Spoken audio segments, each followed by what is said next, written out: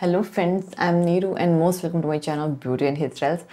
Friends, आज मैं आपके लिए बहुत ही बड़ा बन लेके आई हूँ, बन की ट्यूटोरियल्स लेके आई हूँ। आप ये देखिए कितना ब्यूटीफुल बन है और आप किस तरह से इसे क्रिएट कीजिए। और ये फुल ट्यूटोरियल्स मैं आपके लिए लेके आई हूँ और देखते हैं कि हमने कैसे क्रिएट करना है। एक ब्राइडल बन है, आप ब्राइडल्स पे क्रिएट कर सकते हैं और खुद पे भी क्रिएट कर सकते हैं। ब्राइडल पे तो कर ही सकते हैं, DIY यानी कि खुद पे भी कैसे क्रिएट कर सकते हैं। पार्टीज़ के लिए किस तरह से रेडी हो, अपने हेयर ड्रेसिंग किस तरह से करें। तो फ्रेंड्स चलिए स्टार्ट करते हैं और देखते हैं हमारी इस वीडियो के साथ किस तरह से हमने ये बन क्रिएट किया है। तो फ्रेंड्स चलिए स्टार्ट करते हैं और देखते हैं। सो फ्रेंड्स, सबसे पहले हमने हेयर्स को इस तरह से डिवाइड करना है कि एक सर्कुलर सेक्शन आए, यानी आपका क्राउन का सेक्शन आपने लेना है, एक सर्कुलर सेक्शन। क्या करें, पहले साइड टू साइड पार्टीशन कर लें एंड देन एक सर्कुलर सेक्शन क्रिएट करें। सिर्फ क्राउन का सेक्शन ले लें और यहाँ से उसको एक पोनीटेल की फॉर्म में टाई अप कर लें, जैसे कि आप देख रहे हैं।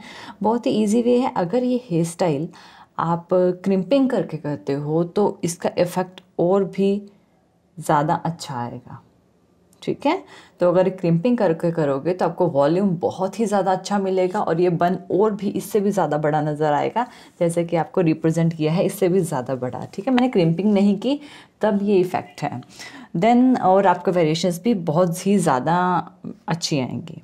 तो आप देखिए, जैसे कि मैंने पोनीटेल क्रिएट कर ली, एक क्राउन सेक्शन लिया है, यानी क्राउन से एपेक्स तक का सेक्शन लिया है और इसको क्या किया है मैंने सर्कुलर फॉर्म में। अब मैंने सेंटर का पार्टीशन लिया, हल्की सी बैक कॉमिंग की और इसे क्या करना है, हल्का सा बैक कॉमिंग करके यहाँ से इसमें वेरिएशन क्रिएट करनी है।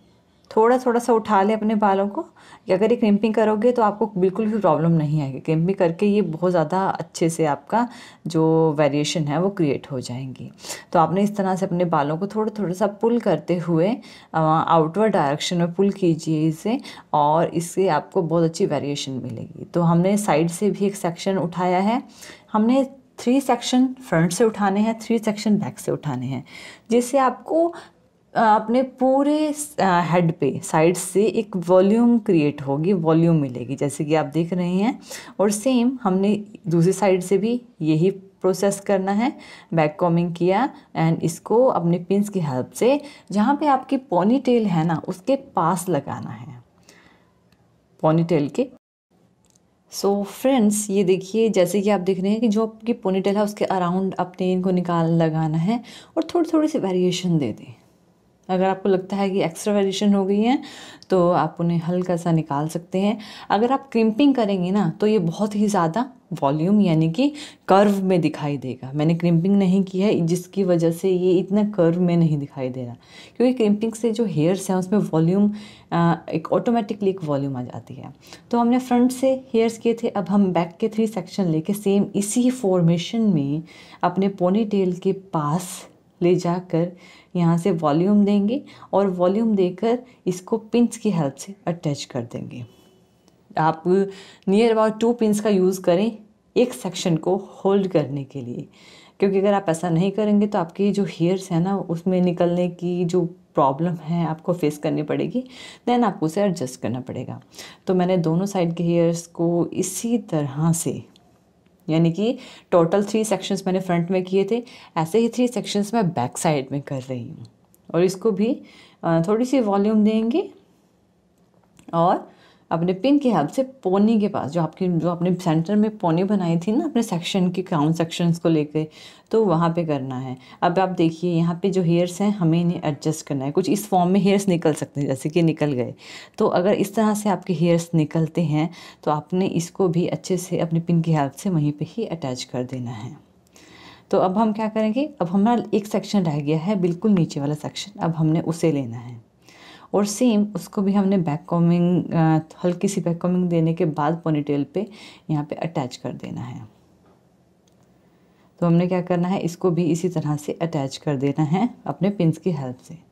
अब आपने अपना डोनट लेकर पूरे हेयर्स को होल्ड करके डोनट के अंदर डाल देना है। अब डोनट को सिक्योर कर देना है अपने यू पिन की हेल्प से। अब देखिए, आप यहाँ पे एक चीज़ कर सकते हैं, या तो आप, अगर आपको इस तरह से प्रॉब्लम आती है तो आप क्या कर सकते हैं, आप यहाँ पे जो हेयर्स हैं उसको एक बार पोनी टेल के साथ फिर से अटैच कर लें एंड देन डोनट डाल लें। अगर आप डायरेक्ट डोनट डालना चाहते हैं तो भी डाल सकते हैं, लेकिन आप उसमें कंफर्टेबल होने चाहिए। ओके, तो जैसे कि मैंने डायरेक्ट ही डाला है, मैंने भी पोनीटेल क्रिएट नहीं किया है। अब मैंने एक सेक्शन लिया है, अब मुझे इसे अटैच किस तरह करना है। आप देखिए, मैं इसे जैसे हम एक सेक्शन अटैच करेंगे सेम वैसे ही हमने सारे सेक्शन अटैच करने हैं। मैंने एक फोल्ड करके अपने फिंगर मेरे नीचे हैं और यू पिन की हेल्प से अपने इस सेक्शन को होल्ड कर दिया और इसको फैला के इसमें से हल्की सी हेयर्स को पुल कर लिया, तो वेरिएशन आई।